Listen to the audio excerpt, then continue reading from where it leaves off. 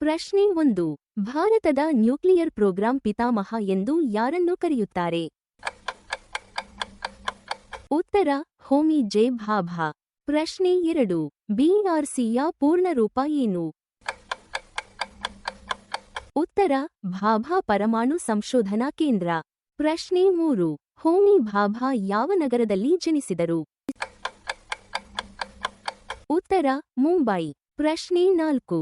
ಟಿಫರ್ ಅಂದರೆ Tata institute of fundamental research ಯಾವ ವರ್ಷ ಸ್ಥಾಪಿಸಲಾಯಿತು? ಉತ್ತರ 1945. ಪ್ರಶ್ನೆ 5. ಭಾರತದ ಮೊದಲ ಆಟಮಿಕ್ ಎನರ್ಜಿ ಕಮಿಷನ್ ಅಧ್ಯಕ್ಷ ಯಾರು?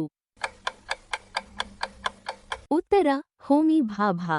ಪ್ರಶ್ನೆ 6. ಭಾರತ ಮತ್ತು ಏಷ್ಯಾದ ಮೊದಲ ನ್ಯೂಕ್ಲಿಯರ್ ರಿಯಾಕ್ಟರ್ ಹೆಸರೇನು? ಉತ್ತರ ಅಪ್ಸರಾ. ಪ್ರಶ್ನೆ 7.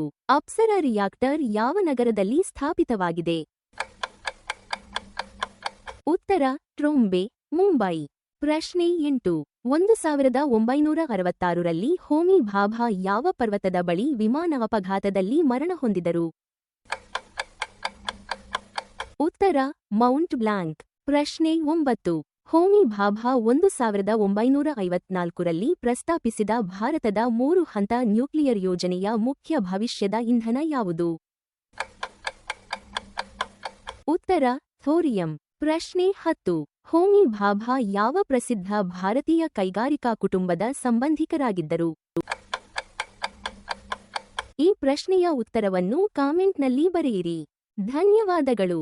ಲೈಕ್ ಮಾಡಿ, ಶೇರ್ ಮಾಡಿ, ಫಾಲೋ ಮಾಡಿ.